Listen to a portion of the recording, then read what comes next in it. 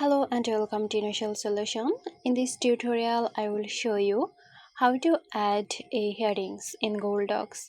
So let's start the video.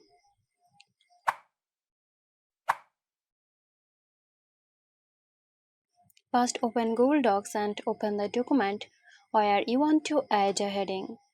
Now type your title or section name. Then highlight the text you want to turn into a heading. Now go to Format. Then Paragraph Styles. Here you will see options like title, subtitle, heading 1, heading 2, 3, 4, 5 or 6. Choose the heading style that best fits your document. Then click on Apply Heading 1.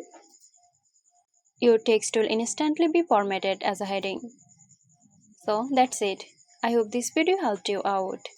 Stay tuned for more helpful tutorials here at Initial Solution. This video is sponsored by Zerosoft. Zerosoft offers graphic design, UI UX design, digital marketing and web development. Elevate your brand with Zerosoft today. For more details, check the description box.